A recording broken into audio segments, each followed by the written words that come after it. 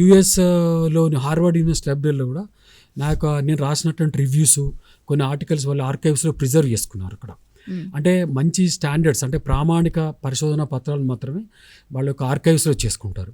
అది నాకు ఒక రకంగా అంటే విమర్శకుడిగా నాకు ఆ రోజు నాకు చాలా సంతృప్తినిచ్చింది.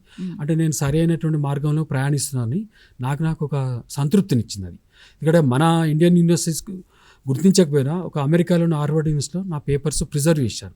వాళ్ళు నాకు మెయిల్ కూడా చేశారు, చాలా బాగున్నాయి, మీరు అభ్యుదయ రచయితలు మీరు పైకి తీసుకొస్తున్నారు, మీ పర్మిషన్ కావాలి, మేము ఇందులో ఆర్కైవ్స్లో ఉంటే పెట్టుకోమని చెప్పాను. 10 మందికి ఉపయోగపడే ఉపయుక్త గ్రంథం కదా.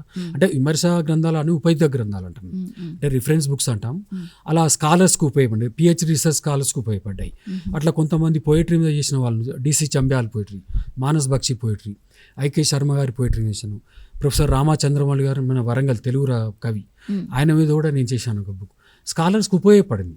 అట్లా ఉపయోగపడినప్పుడు మనకు మిగిలిన సంతృప్తి అంతకంటే మించింది లేదు కదా. స్కాలర్స్ నాకు ఫోన్ చేసి, రామచంద్రమౌళి సార్ మీద పోయిటరీ మీద మీరు బుక్ చేశారండి, ఆ బుక్ నాకు కావాలంటే నా దగ్గర ఉన్నప్పుడు ఇచ్చాను, లేనప్పుడు అమెజాన్లో చూసి తెప్పించాను. కొంతమంది సాఫ్ట్ కాపీ కూడా ఇచ్చాను. కొంతమంది స్కాలర్స్కు ఇక్కడ స్కాలర్స్ యూజ్ అయ్యేప్పుడు నేను ఆ పని చేయాలి, మరి అది నేను పని చేసి నా ఇంట్లో పెట్టుకుంటే లాభం లేదు కదా. అట్లా పిహెచ్డి స్కాలర్స్ చాలా ఉపయుక్తమైన గ్రంథాలుగా నా యొక్క రచనలు చాలా ఉపయోగపడినాయి.